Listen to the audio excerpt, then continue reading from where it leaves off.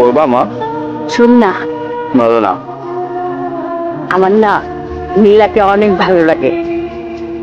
ওনার খুব ভালো মেয়ে, অন্যান্য মেয়েদের মতো না, একদম ব্যতিক্রম একটা মেয়ে। দেখলেই না একটা মায়া মায়া আদর আদর লাগে না? হ্যাঁ, আমার কিন্তু লাগে জানিস।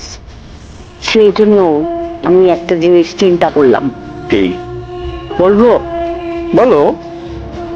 নীলাকে যদি আমাদের ঘরে বউ করে নিয়ে আসি তাহলে তো মন্দ হয় না। হ্যাঁ, হ্যাঁ, কি বলিস?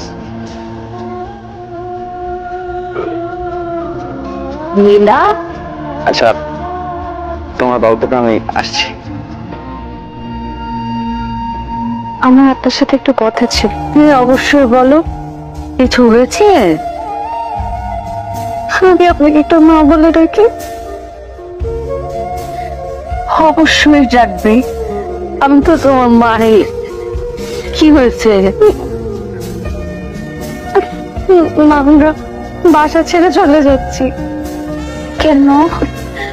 অনেক ইচ্ছে ছিল আপনাদের সাথে থাকার, আমি পালিয়ে। আমার বিয়ে ঠিক হয়ে গেছে, উনি ইতালিতে থাকে। কেন হঠাৎ করে চলে আসবো? বিয়ের পর আমার সাথে চলে যেতে হবে বাবা। আপনি আমাকে মাফ করে দিন।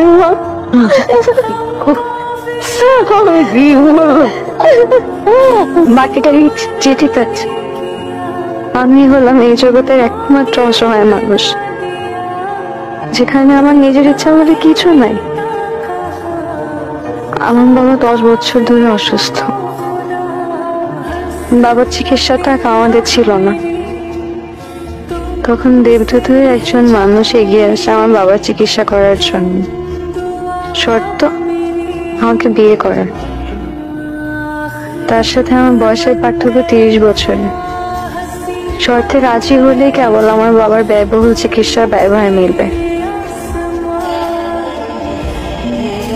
আমার ছেলেকে ভালোবাসে, আমার ছেলেও নীলাকে ভালোবাসে, আমি নিজেও নীলাকে ভীষণ ভালোবাসে। আপনি ওদের বিপদে পাশে দাঁড়িয়েছিলেন শর্ত সাপেক্ষে, সেই জন্য ওনারা আপনার কাছে আজীবন কৃতজ্ঞ। আর সেই কারণেই নীলা ভালোবাসা ত্যাগ করে আপনাকে বিয়ে করতে রাজি হয়েছে। কিন্তু আপনি একটাবার ভাবেন, আপনি কি নীলাকে বিয়ে করে সুখী হবেন? কিংবা নীলা নিজে কি সুখী হবে? একজন পঙ্গু মা, আমার ছেলের হয়ে নীলাকে আপনার কাছে ভিক্ষা চাইছি। প্লিজ আমাকে ভিক্ষা দিন নীলাকে। নীলা, আমি নিচে উপস্থিত থেকে তোমাদের বিয়ে দিতে যাচ্ছি। তোমরা হয়তো আমাকে যতটা খারাপ ভাবছো, আমি হয়তো ততটা খারাপ না। হ্যাঁ, আমার হয়তো অনেক টাকা আছে, টাকার জন্য যে তোমাকে বিয়ে করতে চেয়েছি বা তোমার বাবাদের সাহায্য করেছি তা নয়। আর টাকা থাকলেই সব সুখ পাওয়া যায় না বা সব পেতে হবে এমন কোনো কথাও নেই।